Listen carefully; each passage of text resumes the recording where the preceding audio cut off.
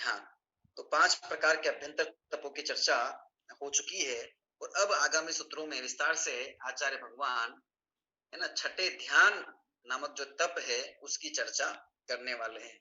ध्यान तप की तो चर्चा करने वाले ही हैं, सामान्य रूप से ध्यान और उसके भेदों की भी चर्चा करने वाले हैं। ध्यान का विषय जो है अब ये हमारे आगामी कुछ सूत्रों तक ये चलेगा, लगभग 44 सूत्र तक के चलेगा और उसके बाद अंत के 2 सूत्रों में अन्य विषय देके फिर इस अध्याय को पूर्ण करते हैं।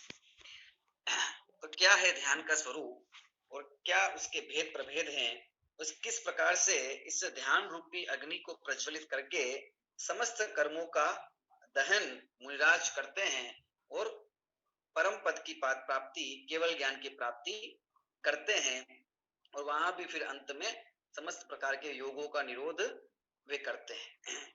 तो ये ध्यान की शक्ति से ही सब संभव होता है।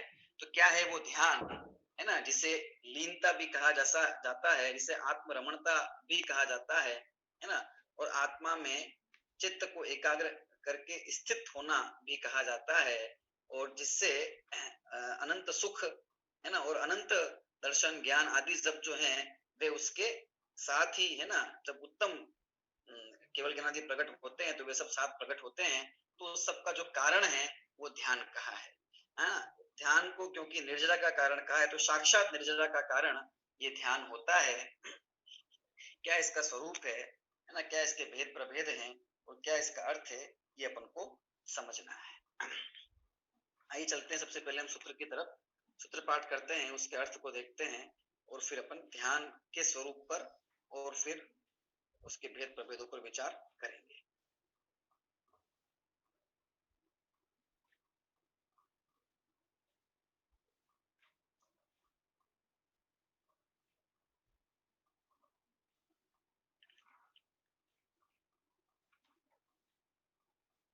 सूत्र क्रमांक 27 यहाँ हमारे सामने है, जहाँ ध्यान का स्वरूप गया है वो अपन को समझना है। अंतिम तप है और सबसे महान तप है ये ध्यान, क्योंकि ध्यान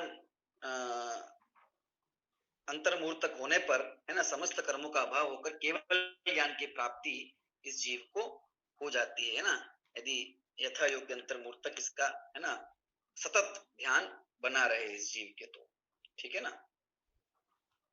देखिए सूत्र क्रमांक 27 सूत्र पाठ। उत्तम संहननस्य एकाग्र चिंता निरोधो ध्यान मांतर मुहूर्तात्। वापिस, उत्तम संहननस्य एकाग्र चिंता निरोधो ध्यान मांतर मुहूर्तात्।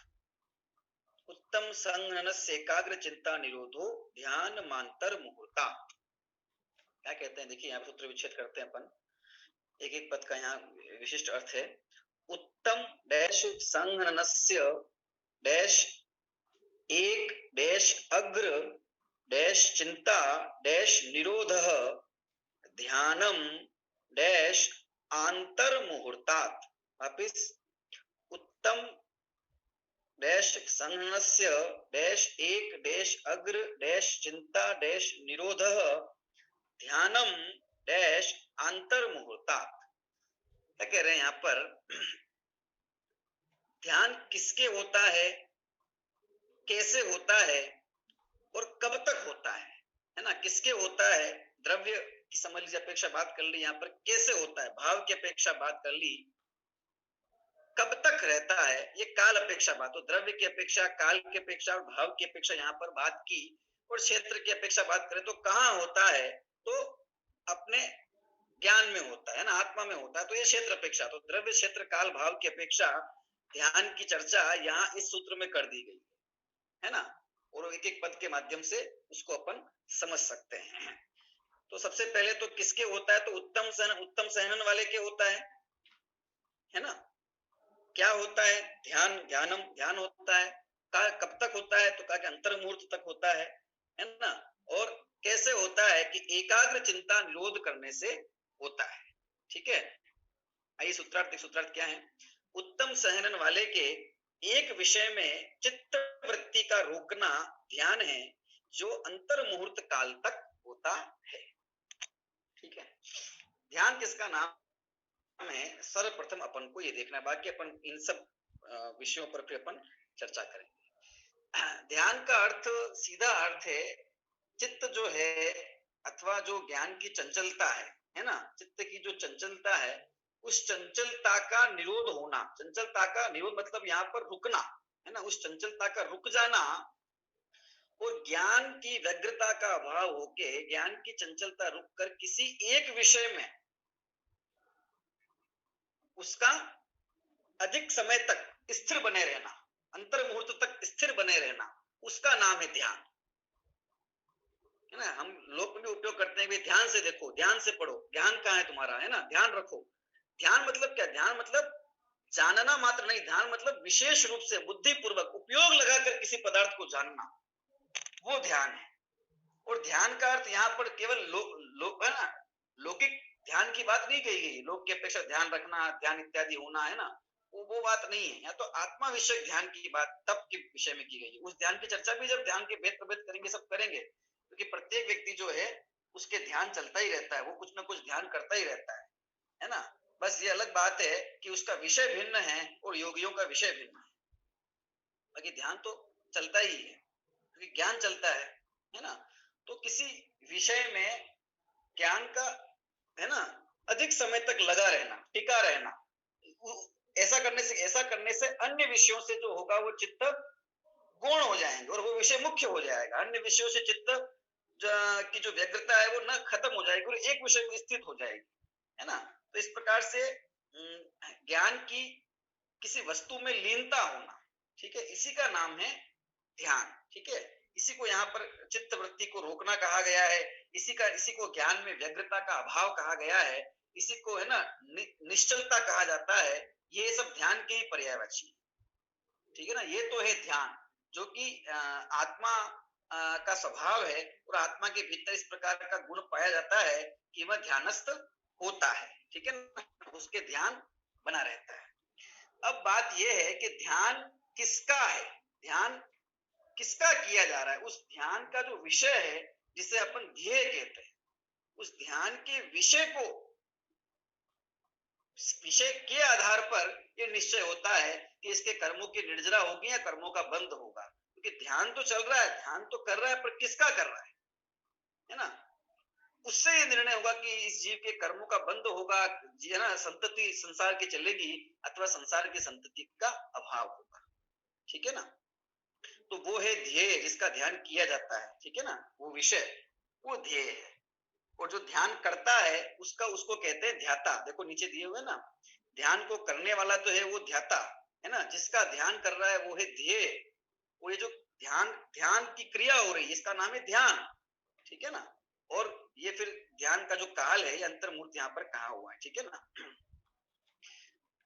अब यहाँ पर इस सूत्र के अंदर जिस ध्यान की बात की गई है ये सामान्य ध्यान की चर्चा नहीं है, उस ध्यान की बात की गई है जो कर्म के नाश करने के लिए इस जीव के होता है, अथवा जो ध्यान नाम का तप है उसकी चर्चा की गई है। सामान्य रूप से किसी भी वस्तु विषय में ध्येय कुछ भी हो, आत्मा के अतिरिक्त अन्य अन्य वस्तुएं जो ध्येय है, उन ध्येय का ध्यान करने से कोई कर्म निर्जरा या नहीं होती, और उसे ध्यान भले कहना है तो कहो, लेकिन उसे ध्यान तप नहीं कहेंगे, वो ध्यान तप की श्रेणी में नहीं आने वाला है। यहाँ जो 27वें सूत्र के अंदर तो ध्यान नाम का जो तप है उसकी बात की गई है, ठीक है ना। तो ये अपन को थोड़ा देखना है। तो ध्यान तुमको समझ में आ ही गया, और ध्यान हम सब करते ही हैं, हम सब उस ध्यान से अनुभूति हैं, बस ध्यान तप नहीं है। वो जो हमारे द्वारा किया जा रहा है वो ध्यान तप नहीं है, लेकिन ध्यान तो होता ही है ना, क्योंकि ये आत्मा में होने वाली पर्याय है, ठीक है। देखिए यहाँ जिस ध्यान की बात की गई है, जिस ध्यान तप की बात की गई है, वो ध्यान तप जो है वो किसके होता है, ये बात कर्म, क्योंकि जो कर्म की निर्जरा का हेतु है, ठीक है ना, वो किसके होता है वो देखिए। उत्तम सहननस्य, सबसे पहले होता है किसके, उत्तम सहनन वाले के होता है। वो ध्यान किसके होता है कि उत्तम सहनन वाले के होता है। उत्तम सहनन वाला 6 प्रकार के सहनन का है ना, उसमें से जो प्रारंभ के 3 सहनन है ना, वज्र वृषभ नाराज सहनन और वज्र वज्र वृषभ नाराज सेनन है, फिर है ना, फिर ये नाराज सेनन और वज्र वृषभ सेनन, ये जो सेनन कहे हैं वृषभ नाराज, ये उत्तम 3 सेनन जो कहे हैं, ये 3 उत्तम सेनन कहलाते हैं। और इन 3 उत्तम सेनन के जो धारी जीव हैं, है ना, इन 3 उत्तम सेनन के धारी जीवों के ही ये ध्यान होता है ना। जिस ध्यान की यहाँ बात की, जिस ध्यान के भेदों को समझाएंगे तो वहां अपन को ये बात समझ में आ जाएगी कि यहाँ पर किस ध्यान की बात की जा रही है ना, जिसे हम शुक्ल ध्यान कहते हैं। उन्हीं के ये संभव है, ठीक है, शुरू के 3 सेनन वालों के होता है, ठीक है। कैसे होता है कि एकाग्र चिंता निरोध। अब इस पे शब्दों को देखना अपन को, एक अग्र चिंता और निरोध। एक मतलब होता है एक विषय, है ना, समस्त जितने अन्य विषय उन सब विषयों को गौण करके किसी एक विषय के अंदर उसको अग्र करके एकाग्र होकर, मतलब एक विषय की मुख्यता होकर, चिंता का मतलब है विकल्प, चिंता का मतलब है ना, नाना प्रकार का भेद, नाना प्रकार का चंचलता, चिंता का अर्थ है चंचलता, ठीक है ना। उस चंचलता का निरोध मतलब अभाव होना, ठीक है। अथवा यहाँ चिंता का अर्थ एक प्रकार तो चंचलता भी हो गया है ना, और एक चिंता का अर्थ यहाँ पर चित्त वृत्ति, है ना। चिंता का अर्थ अपना उपयोग, ठीक है ना। तो एक विषय में एकाग्र मतलब एक विषय में, है ना। और निरोध का मतलब अभाव भी है, और निरोध का मतलब रोकना भी है, निरोध का मतलब, ठीक है ना।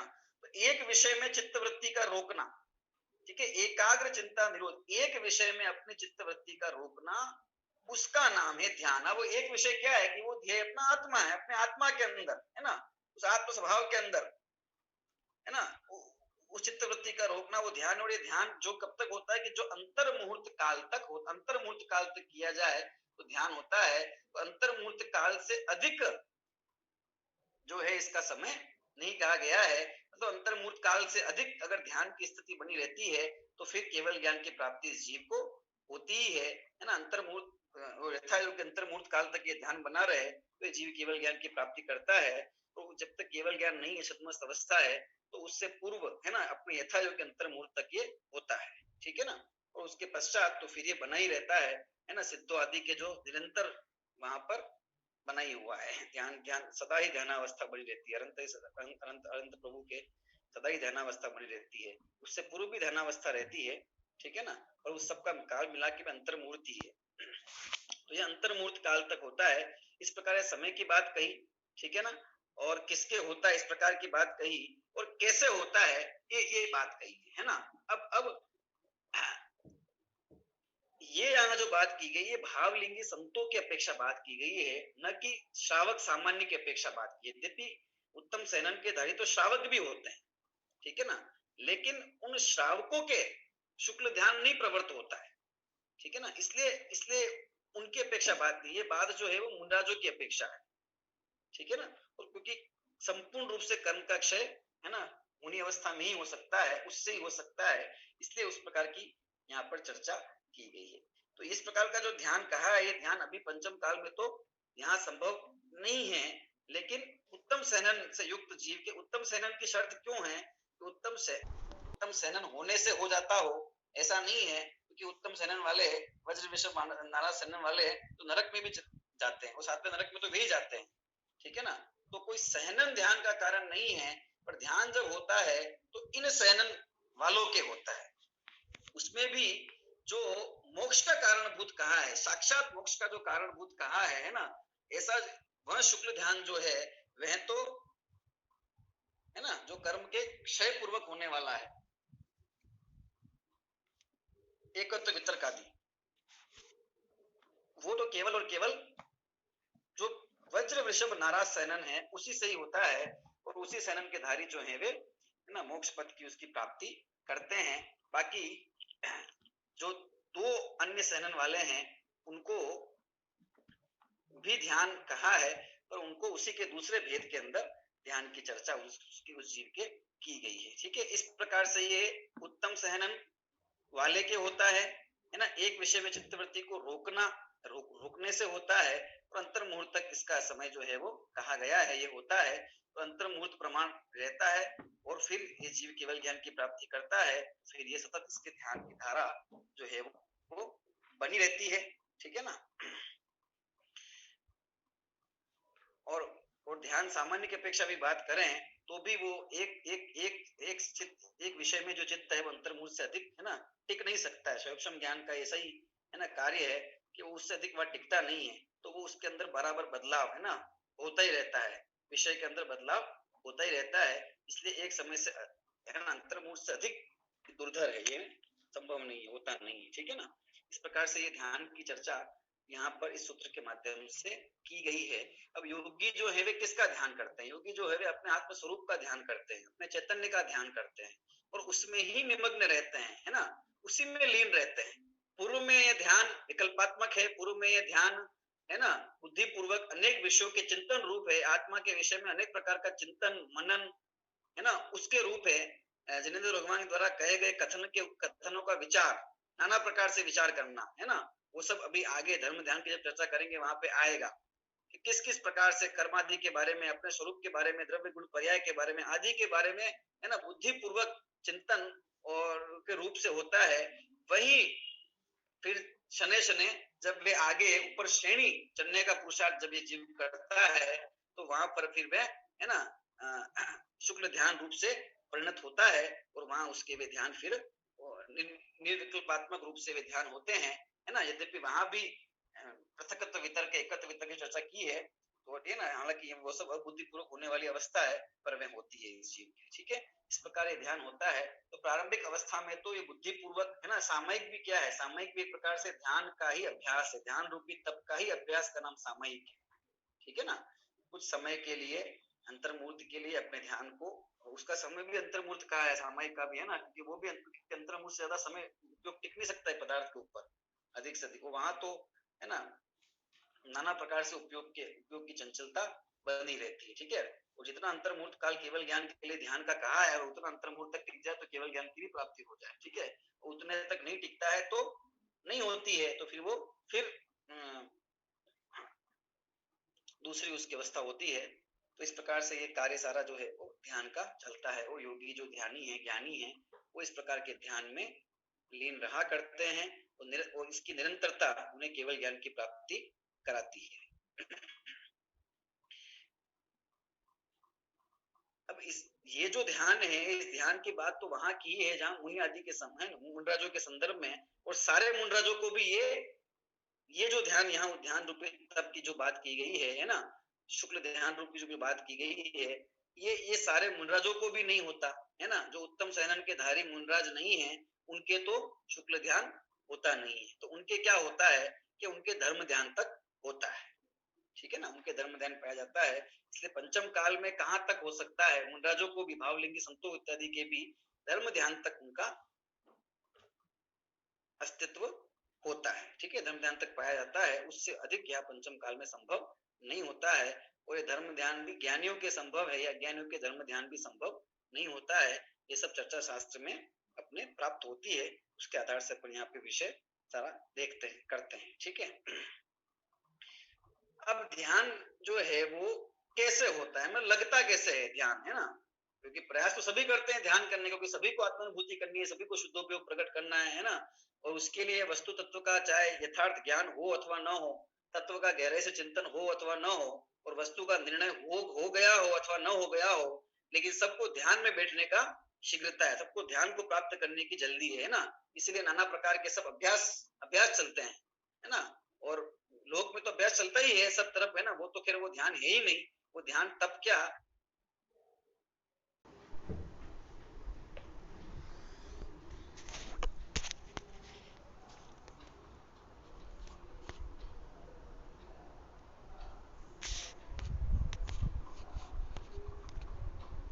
ये विचार करने योग्य है। तो वस्तु तत्व का निश्चय हो जाए तो प्रथम तो सब विकल्पात्मक ही ध्यान चलेगा, क्योंकि विकल्पात्मक अवस्था, क्योंकि रागादि के विकल्प है ना, और कषाय की तीव्रता, जहां अनंत अनुबंधी का भी अभाव न हुआ हो तो वहां कितना विकल्प जाल है ना। जहां पर रागा अनंत अनुबंधी भी चली गई अब प्रत्यय खाना वर्ण भी चला गया, प्रत्यय खाना वर्ण भी चला गया। ऐसे ऐसे मुंडा जो कि भी प्रमत्त अवस्था के अंदर कितना विकल्प जाल है, जरा भी ध्यान नहीं प्रमत्त अवस्था के अंदर, है ना।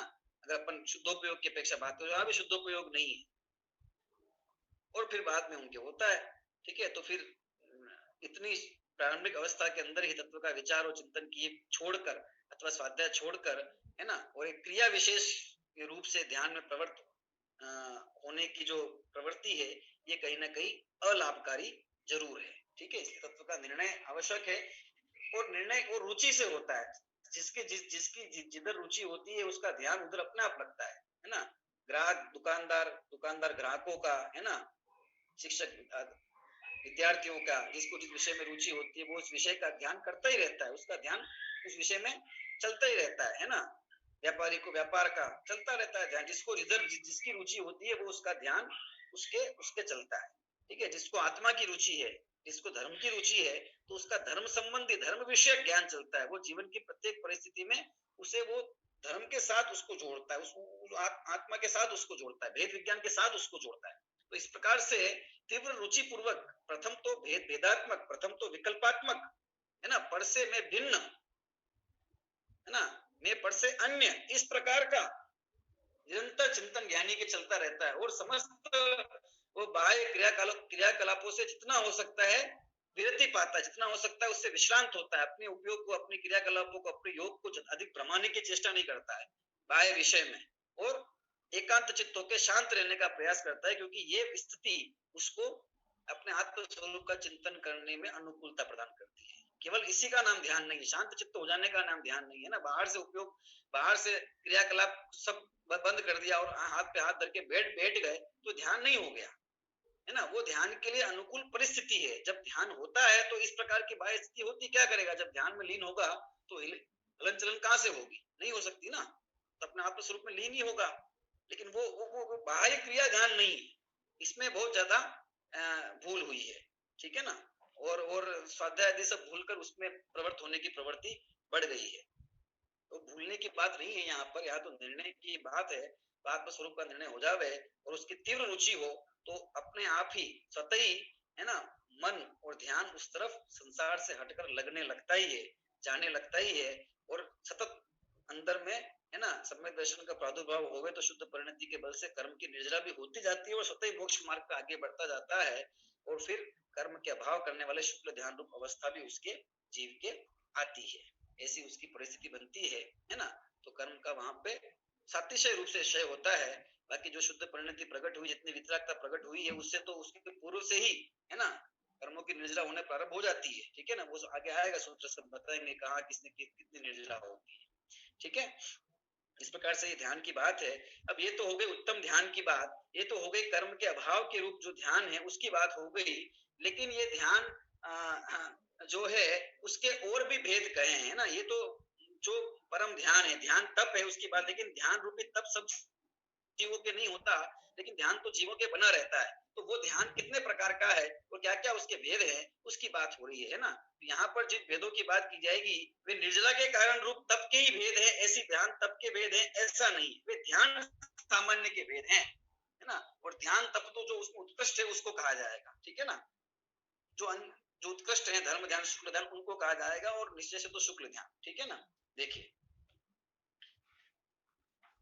अब ध्यान के कौन कौन से भेद और क्या क्या वे हैं उसकी चर्चा यहाँ पे की जा रही है। क्योंकि सर्वप्रथम उत्कृष्ट ध्यान को समझने के साथ साथ उससे पूर्व ये भी जानना जरूरी है कि ध्यान किस किस प्रकार का होता है और कहाँ कहाँ इस जीव का सतत ज्ञान जो है वो अटका हुआ है, अथवा इसकी चिंता कहाँ लगी हुई है, इसका चिंतन कहाँ है, इसकी चित्त वृत्ति किस जगह पर अटकी हुई है ना। क्योंकि ध्येय ध्यान नहीं बदलना है, ध्यान तो कर ही रहा है जी, है ना। बदलना क्या है, बदलनी है रुचि और बदलना है ध्येय। ठीक है, जब रुचि आत्मा की हो जाएगी, उसकी तरफ अपना झुकाव आ जाएगा, झुकाव आ जाएगा मतलब वही प्रीति हो जाएगी, रुचि हो जाएगी। तो उसका जो ध्येय, अब तक जो ध्यान के ध्येय ये सब पदार्थ बनते थे, उन्हें ध्येय मतलब उनमें उपयोग पूर्वक, उनमें लीनता पूर्वक, उसमें इसकी लीनता होती थी, उसमें इसकी चित्तवृत्ति जाती थी, उसका निरोध होके और एक जिसकी रुचि है उस आत्म स्वभाव में आने लग जाएगी, है ना, अथवा उसके प्रारंभिक अवस्था रूप तत्व के चिंतन आदि में होने लग जाएगी। ठीक है ना। तो कहाँ कहाँ इसकी वृत्ति किस किस प्रकार से है ना अज्ञानी जीव की वर्तती है और कैसे उसका सबका निरोध करके और ये एक स्वरूप का आश्रय ले सकता है, तो उसकी बात है। सबसे पहले है ना ध्यान के जो अन्य भेद प्रभेद है उनको भी जानना जरूरी है। तो 4 प्रकार के ध्यान की चर्चा या जिनागम में प्राप्त होती है, ठीक है ना। देखते हैं अपन उनको। सूत्र क्रमांक 28 के अंदर बात की है। सूत्र 28 सूत्र पाठ आर्त रौद्र धर्म्य शुक्लानि। सूत्र पाठ पुनः आर्त रौद्र धर्म्य शुक्लानि। सूत्र विच्छेद आर्त डैश रौद्र डैश धर्म्य डैश शुक्लानि। आर्त दोष डैश रौद्र डैश धर्म्य डैश शुक्लानि। क्या कहते हैं यहाँ पे 4 प्रकार के धर्म है, आर्त ध्यान, रौद्र ध्यान, धर्म्य ध्यान और शुक्ल ध्यान। ठीक है। सूत्रार्थ आर्त रौद्र धर्म्य और शुक्ल ये ध्यान के 4 भेद होते हैं। क्या इनका अर्थ है, क्या इनका स्वरूप है, अपन को थोड़ा सा देखेंगे, फिर इनके भेद प्रभेद आदि के माध्यम से विस्तार से देखेंगे, क्योंकि इन सबके 4 भेद है। आर्त ध्यान के भी 4, रौद्र ध्यान के भी 4, धर्म ध्यान के भी ध्यान 4 और शुक्ल ध्यान के भी 4। ऐसे 4 धर्म ध्यान के भेद और फिर उसकी और 4, ऐसे 16 भेद बन जाते हैं। ठीक है ना। आर्त आर्त शब्द जो बनता है वो रित से बनता है अथवा अर्थी से बनता है ना। तो उसका अर्थ होता है दुख या फिर पीड़ा पहुंचाना। तो दुख और पीड़ा पहुंचाने में जो ध्यान होता है, दुख होने पर अथवा पीड़ा होने पर होने वाला जो ध्यान है उसका नाम है आर्त ध्यान। ठीक है, ये आर्त ध्यान का अर्थ हो गया है ना। रौद्र ध्यान है ना, तो रौद्र का अर्थ यहाँ पर होता है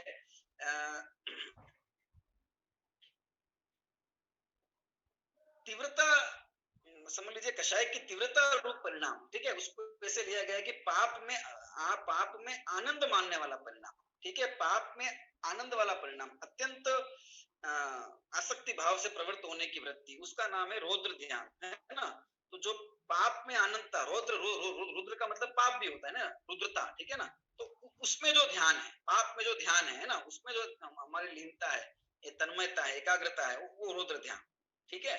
फिर धर्म रूप जो है ना, परंपरा से धर्म का जो कारण है वो धर्म ध्यान। और शुक्ल मत का अर्थ वैसे तो सफेद होता है, स्वच्छ होता है। तो आत्मा की स्वच्छता, आत्मा की शुचिता अथवा आत्मा की पवित्रता अर्थात निर्मलता। निर्मलता कैसे आएगी कि कर्म रूपी मल का अभाव होने से। तो कर्म रूपी मल का अभाव रूप निर्मलता का जो हेतु है ना, अथवा आत्मा की अत्यंत सुचिता और पवित्रता का जो हेतु है उसका नाम है शुक्ल ध्यान। इस प्रकार से इनके शब्द के माध्यम से अपन को इनको देखा है। आर्त ध्यान है ना, पीड़ा में होने वाला जो ध्यान है, पीड़ा रूप आर्त ध्यान है। रौद्र ध्यान पाप में आनंद मानने रूप जो ध्यान है ना, रुद्रता मतलब पाप रूप जो है वो रौद्र ध्यान है ना। धर्म के कारणभूत जो है वो धर्म ध्यान है ना। और आत्मा की पवित्रता अथवा कर्मों के अभाव से जिसका संबंध है ऐसा वह शुक्ल ध्यान होता है। ये 4 प्रकार के ध्यान यहाँ पर कहे गए हैं। ठीक है, तो इसको अपन ऐसा कहें कि भाई है ना, इसको 2 प्रकार से इसके भेद कहे गए हैं, प्रशस्त और अप्रशस्त। तो इसमें जो दो आगे के जो 2 है उनको अप्रशस्त की श्रेणी में रखा गया और पीछे के जो 2 है उनको प्रशस्त की श्रेणी में रखा। देखिए चार्ट देखिए, है ना। अप्रशस्त पापाश्रव का कारण है, दुर्ध्यान है, बुरे ध्यान है। बुरे ध्यान इसलिए क्यों है, बुरे ध्यान इसलिए है क्योंकि इनका ध्येय जो है वो बुरा है।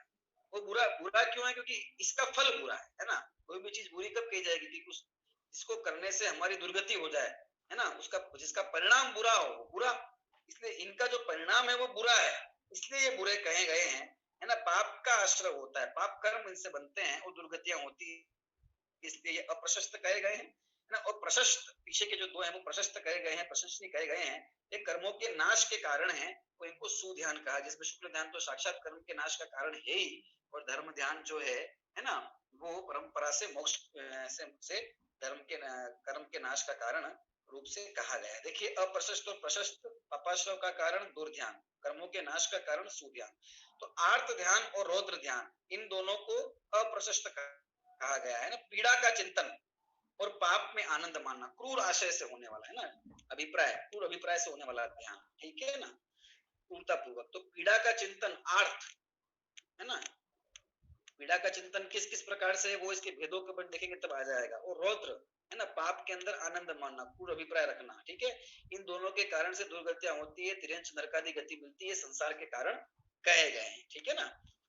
प्रशस्त के धर्म और शुक्ल धर्म से युक्त परिणाम, और शुक्ल शुद्ध परिणाम, ठीक है, परंपरा से मोक्ष का कारण है और ये साक्षात मोक्ष का कारण, मोक्ष मतलब कर्म से मुक्ति, उसका कारण कहा गया है, ठीक है। इस प्रकार से ध्यान के 4 भेदों में हमने देखा कि प्रारंभ के जो 2 आर्त रौद्र ध्यान है ये पाप रूप है ना, पीड़ा रूप है, तकलीफ रूप है, संसार के कारण है, और अंत के जो 2 है ना, ये जो है वे मुक्ति के कारणभूत कहे हैं, कर्म के अभाव के कारणभूत इनको कहा गया है, ठीक है। आइए अपन इनके स्वरूप की थोड़ी चर्चा करते हैं। देखिए इसमें सूत्र क्रमांक 29 के अंदर है ना फिर विस्तार से बता ही दिया कि परे मोक्ष हेतु, है ना, सूत्र क्रमांक सूत्र 29 में से सूत्र पाठ करते हैं अपन। परे मोक्ष हेतु क्या कहते हैं यहाँ पर, सूत्र विच्छेद परे मोक्ष डैश हेतु, कहते हैं परे, परे मतलब जो पीछे के जो 2 हैं, पर बाद वाले जो 2 हैं, क्योंकि 2 का पता अपन कैसे चला, 2 अपन को पता चला ये द्विवचन शब्द है परे, ठीक है ना। मोक्ष हेतु, ये जो है ये मोक्ष के हेतु हैं, अर्थात मुक्ति के कारण है, मोक्ष के कारण है। देखिए उनमें से पर अर्थात अंत के जो 2 हैं वे 2 ध्यान मोक्ष के हेतु हैं। अंत के 2 मतलब ऊपर जो दिए हैं उसमें से अंत के 2 कौन से, धर्म और शुक्ल।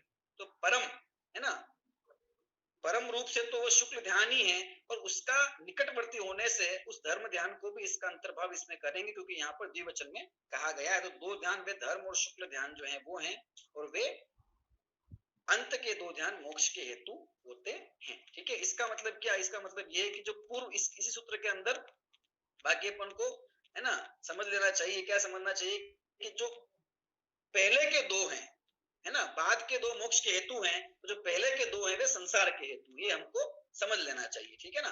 तो अंत के 2 मोक्ष के हेतु हैं और पहले के 2 जो हैं वे संसार के हेतु हैं। इस प्रकार से 4 ध्यान बताए, और 4 ध्यान में से संसार का कारण कौन सा है और मुक्ति का कारण कौन कौन से हैं, इसकी चर्चा की है। तो जब तप की बात करेंगे अपन तो अंत के 2 की बात करेंगे, उसमें भी मुख्य रूप से शुक्ल ध्यान की बात करेंगे, ठीक है ना। इस प्रकार से ये 4 प्रकार के ध्यान बताए और उनकी यहाँ पर किस में वे हेतु हैं, है ना, उसकी बात यहाँ पर की है। देखिए अब उसमें सबसे पहला जो आर्त ध्यान है, जो पीड़ा में लगने वाला ध्यान है ना, दुख रूप ध्यान, पीड़ा रूप ध्यान, तकलीफ रूप ध्यान जो है ना, वो उसका नाम है आर्त ध्यान, जिससे पीड़ा उत्पन्न हो, शोक उत्पन्न हो, दुख उत्पन्न हो, अथवा है ना विभिन्न प्रकार की प्रतिकूल परिस्थितियां उत्पन्न होने पर जीव का है ना आकुलता व्याकुलता रूप होने वाली जीव की परिणति है ना, उसको वहां पे अर्थ ध्यान कहा है। तो उसका ज्ञान का निरंतर उधर ही लगे रहना, वही चिंता सतत, उसी प्रकार के विकल्प सतत बने रहना, ये ध्यान हो गया। देखिए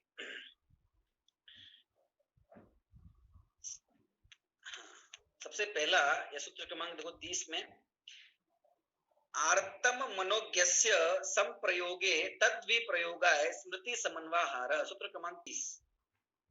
आर्तम मनोज्ञस्य संप्रयोगे तद्विप्रयोगाय स्मृति समन्वाहार, सूत्र विच्छेद आर्तम डैश अमनोज्ञस्य संप्रयोगे डैश तत् डैश विप्रयोगाय डैश स्मृति डैश समन्वाहार। क्या कह रहे हैं, आर्तम आर्त ध्यान, जो पहला वाला आर्त ध्यान, ऐसा कुछ पदार्थ की प्राप्ति हो जाए, अनिष्ट स्त्री पुत्र मकान, अनिष्ट बाहरी परिस्थितियां है ना, अनिष्ट संयोग, कुछ भी अनिष्ट संयोग हो सकता है ना किसी भी प्रकार का, तो वो उसके प्राप्त होने पर, ऐसी परिस्थितियां प्राप्त होने पर ये कैसे दूर हो, है ना, ये तकलीफ कैसे मिटे, इसका नाश कैसे हो, ये कैसे खत्म हो, कैसे जाए, है ना, इस प्रकार का चिंतन बारंबार करते रहना, है ना, चिंता सातत्य, बार बार इस प्रकार के सतत चिंता लगा रहना, इसका नाम पहले वाला अनिष्ट संयोगज आर्थ, अनिष्ट का संयोग होने पर है ना उसको दूर करने की निरंतर चिंता करते रहना, ये अनिष्ट संयोग, क्योंकि उसमें और उसमें चित्त की व्याकुलता है, पीड़ा रूप परिणाम है ना, जाए दूर है, गर्मी के दिवस से मान लो है ना, और बहुत अधिक गर्मी इत्यादि लग रही है, इस प्रकार का संयोग मिल रहा है, तो जाए दूर हो, कब खत्म हो, इस प्रकार अनेक प्रकार से अपन उसको समझ सकते हैं, ठीक है। तो ये पहला अनिष्ट संयोग आर्त। दूसरा देखिए इसी का उल्टा, इसका उल्टा क्या, अनिष्ट का संयोग का उल्टा क्या होगा, इष्ट का वियोग, जो अच्छा नहीं लगता है उसका संयोग हो गया तो उससे पीड़ा हुई, तो उसको दूर करने के लिए बार बार सोचना, ये पहला वाला हो गया। अब जो अच्छा लगता है उसका वियोग हो जाने पर है ना, उसकी प्राप्ति की चिंता करना, अब कब मिलेगा, कैसे मिलेगा, है ना, अथवा नहीं भी है तो भी इष्ट की प्राप्ति का चिंतन बारंबार करना। देखिए विपरीतम मनोज्ञस्य, सूत्र क्रमांक 31, विपरीतम मनोज्ञस्य सूत्रार्थ क्या देखिए, मनोज्ञस्य मनोज्ञ वस्तु के वियोग होने पर, विपरीतम मतलब उसका उल्टा, है ना, तो वियोग होने पर, मनोज्ञ वस्तु का वियोग होने पर उसकी प्राप्ति की सतत चिंता करना, उसका नाम है दूसरा आर्त ध्यान, है ना। अपने इष्ट जो स्त्री पुत्र मकान आदि है, इष्ट परिस्थितियां हैं, इष्ट कोई वस्तु है, कुछ भी हो सकता है ना, उसका जब वियोग हो जाए तो बारंबार उसकी प्राप्ति की चिंता करना और दुखी होना उसके अंदर, है ना, उसमें निरंतर दुखी होते रहना, उपयोग का अपने वाला कब मिलेगा, अब कब मिलेगा, कैसे मिलेगा, है ना, दूर हो गया, मैं क्या करूं, कैसे करूं, बारंबार उष्ट की वियोग होने पर दुख जन्य पीड़ा बनी हुई है ना, उसकी वो मिल जाता तो अच्छा था, अथवा उसका वियोग हो गया, उस पर होने वाली जो चिंता है, इस प्रकार का दूसरा इष्ट वियोग, इष्ट के वियोग से उत्पन्न होने वाला आर्त ध्यान, ठीक है ना। तो दो हो गए, अनिष्ट संयोगज और इष्ट वियोगज, दो प्रकार के आर्त ध्यान। सारा संसार जो है वो इसी में लगा हुआ है ना, सब इंद्रियों के जो अनुकूल है वो इष्ट लगता है, और जो इंद्रियों के प्रतिकूल है और शरीर के प्रतिकूल है वो अनिष्ट लगता है, तो इसी इष्ट और अनिष्ट की, है ना, प्राप्ति और दूर करने में लगा हुआ है। विपरीत परिस्थितियां, बुरे बुरे दिन, बुरी परिस्थितियां चली जाए और अच्छी परिस्थितियां, अच्छे दिन, ये सब हमारे आ जाए, इसी प्रकार का चिंतन निरंतर लगा रहता है और इसी प्रकार की चेष्टा करता है। लेकिन इसके मूल में जो मिथ्यात्व की पर वस्तु इष्ट निष्ठ होती ही नहीं है ना, इस प्रकार के ज्ञान के अवबोध का प्रयास नहीं करता, दुखी रहता है। देखिए तीसरा फिर क्या कहा है, वेदनाजन्य, वेदनायाश्च, सूत्र क्रमांक 32, वेदनायाश्च, वेदनायाः प्लस च, ठीक है, वेदना का ध्यान करना, इसका देखिए सूत्र क्रमांक 32, सूत्र पाठ करते हैं वापिस, वेदनायाश्च, वेदनायाः प्लस च, वेदना का ध्यान करना, वेदना मतलब शरीर में उत्पन्न होने वाली जो तकलीफ है, वेदना मतलब वेदन, सुख और दुख दोनों का वेदन होता है, यहाँ दुख रूपी वेदन की यहाँ पे अपन को बात लेनी है। सूत्रार्थ देखिए, वेदना के होने पर उसे दूर करने के लिए सतत चिंतन करना तीसरा नाम आर्त ध्यान है, जिसे अपन वेदना जन्य आर्त ध्यान कहेंगे, ठीक है। अनिष्ट संयोगज, इष्ट वियोगज और वेदना जन्य, वेदना मतलब शरीर में पीड़ा होने पर, शरीर में तकलीफ होने पर कैसे ये रोग दूर हो, निरंतर इसी की चिंता बनी रहती है, अथवा कुछ भी प्रतिकूल जो हमें लगता है शरीर के, है ना, शरीर की लंबाई हो, शरीर की समझ लीजिए मोटापा इत्यादि है, कोई रोग है, फोड़ा फुंसी कुछ भी है ना, इसका वियोग कैसे हो, ये कैसे दूर हो, है ना, उस शरीर की जो पीड़ा है, जो तकलीफ है, उसी के बारे में बार बार उपयोग, बार बार जाना, उसी के बारे में चिंतन करते रहना, ठीक है। इस प्रकार का ये तीसरा जो है वो पीड़ा जन्य आर्त ध्यान ने कहा है, वेदना जन्य आर्त ध्यान कहा है, तो निरंतर जगत इसमें लगा रहता है। और चौथा है निदानम च, चौथा क्या है, निदानम च, निदान, निदान नाम का चौथा आर्त ध्यान कहा है। निदान का अर्थ क्या है ना, भविष्य में भोगों की वांछा करना, है ना, तो भविष्य में भोगों की अथवा इष्ट इष्ट वस्तु की प्राप्ति के लिए जो निरंतर चिंतन चलता है, ये मिल जाए, ये मिल जाए, ये मिल जाए, ये मिल जाए, ऐसा हो जाए, ऐसा हो जाए, है ना, अपने अनुकूल सामग्री, अपने इष्ट सामग्री, अपने अनुकूल संयोगों की प्राप्ति के लिए निरंतर इस जीव का चिंतन जो चलता रहता है ना, वो उसका नाम है निदान जन्य आर्त ध्यान। वो उसमें वो आकुलित होता है, आकुलता होती है, पीड़ा होती है, तकलीफ होती है ना, ये मिल जाए, तो वो अभी नहीं है मेरे पास में, मुझे मिल जाए, तो नहीं है उसकी, उसकी पीड़ा और मिल जाए उसके, उसकी कल्पना करता रहता है। इस प्रकार निदान जन्य आर्त ध्यान तो अभी है नहीं, और भोगों की आकांक्षा रूप, ये भोगों की आकांक्षा करना, इसी का नाम निदान है। सारा जगत इस निदान नाम के आर्त ध्यान में पड़ा हुआ है, ठीक है ना। और निदान किस संबंधी के, इसलिए जो पांच इंद्रिय के भोग हैं, विषय कषय है, विषय संबंधी अनुकूलता का चिंतन करता है, और चिंतन अनुकूलता का करता है, और मिलती क्या है, प्रतिकूलता, क्योंकि इसका फल जो है वो क्या है, इसका फल प्रतिकूलता है आर्त ध्यान का, है ना, तिर्यंच गति, तो सोचता अनुकूलता है, ये मिले, वो मिले, वो मिले, वो मिलती प्रतिकूलता, इसलिए बाह्य में भोगों की आकांक्षा करना कोई लाभकारी नहीं, उसे निदान नाम का अर्थ ध्यान कहा हुआ है, जो कि पाप रूप है, अप्रशस्त है, ठीक है ना। अब ये चार प्रकार का हमने देखा, वापिस हम नाम, इष्ट अनिष्ट संयोगज, इष्ट वियोगज, वेदनाजन्य और निदान नाम का आर्त ध्यान, ठीक है। आर्त ध्यान किस किस के होता है, कहाँ का होता है, इसकी चर्चा है। तो मिथ्या दृष्टि जीवों के मिथ्या अवस्था में तो है ना, नियम से होता ही होता है, और कहाँ कहाँ होता है देखिए। सूत्र क्रमांक 34, तद विरत देश विरत प्रमत्त संहिता नाम, तद विरत देश विरत प्रमत्त संहिता नाम। सूत्र विच्छेद करते देखिए, तद अविरत देश, तद देश अविरत देश, देश विरत देश प्रमत्त संहिता नाम। यह आर्त ध्यान, यह जो आर्त ध्यान है वो किसको होता है? अविरत, जो अविरत है मतलब पहले से लेकर चौथे गुण स्थान वर्ती सब अविरति है ना, समय दृष्टि हो, मिथ्या दृष्टि हो, ये सब अवृत्ति। देश विरत, जो देश वृत्ति है, देश संयम के ध्यान मतलब पंचम गुण स्थान वर्ती है, वो प्रमत्त संयत जो है, प्रमत्त संयत वहां भी, ठीक है। ये आर्त ध्यान अविरत, देश विरत और प्रमत्त संयत जीवों के, यानी कि पहले गुण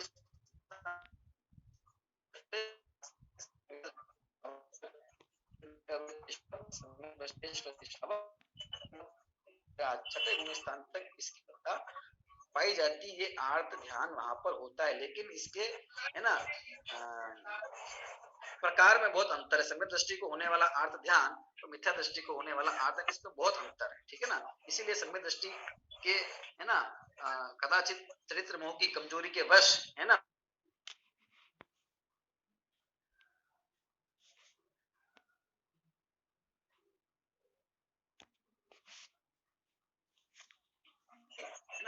नरक तिरछे में जाता नहीं है, तो उसके लिए वो उसके हेतु भूत ये आर्त ध्यान होते नहीं, ठीक है ना। मुंडात्रों को भी होता है ना आर्त ध्यान, लेकिन उनके लिए फिर वो नरक का हेतु नहीं है, ठीक है, तिरछे का हेतु नहीं है, ठीक है। तो क्योंकि उन्हें उस प्रकार का होता नहीं, वहां पे कषाय के अत्यंत, कषाय का सद्भाव अत्यंत हीन हो गया, मिथ्यात्व का भाव वहां पर हो गया है, चरित्र मोह के विकार वश है ना, कषाय के किंचित उदय वश इस प्रकार के संयोग होने पर कदाचित है ना सामान्य हो जाता है, लेकिन ऐसा नहीं जैसा मिथ्या दृष्टि के तीव्रता पूर्वक होता है, ठीक है। तो यह आर्त ध्यान अविरत देश विरत तो प्रमत्त संयत जीवों के होता है। इतना विशेष है कि जो प्रमत्त संयत जीव है उनके निदान नाम का आर्त ध्यान, चौथा आर्त ध्यान उनके नहीं, के निदान मतलब भावी भोगों की आकांक्षा, अरे वर्तमान में उन्होंने 5 इंद्रिय के भोगों की आकांक्षा छोड़ दी, सब कुछ राजपाट छोड़ के मुनि बन गए, तो भविष्य में भोगों की आकांक्षा करने का सोचने का क्या प्रयोजन। निदान नाम का आर्त ध्यान वहां पर इस रूप उस जीव की परिणति होती नहीं, इस छठे गुण स्थान में निदान नाम का आर्त ध्यान नहीं होता है, ठीक है। बाकी शेष आर्त ध्यान की सत्ता वहां पर होती। इस प्रकार से ये आर्त ध्यान का हमने समझा है। अब रौद्र ध्यान और आगे जो अन्य ध्यान है उसकी चर्चा अपन के आगामी सूत्रों में करेंगे। विषय जो है यही करते और अपने जीवन में होने वाला जो आर्त ध्यान है, जो रौद्र ध्यान है, कैसे है ना उससे अपन बचे, इस सब के उपयोग को बार बार अपन हटाकर और एक अपने जो जिनवाणी चिंतन इत्यादि है उसमें लगा, अथवा अन्य प्रकार की परिस्थितियों के अंदर भी है ना बच्चे, इस प्रकार का प्रयास हमें करना चाहिए। बाकी अपनी भूमिका अनुसार यथायोग्य धीरे धीरे वो होगा। अभी की चर्चा को अपनी विराम देते हैं। ध्यान संबंधी चर्चा हमने की, ध्यान के प्रकार देखे और फिर 4 प्रकार के विराम देते हैं इस संबंधी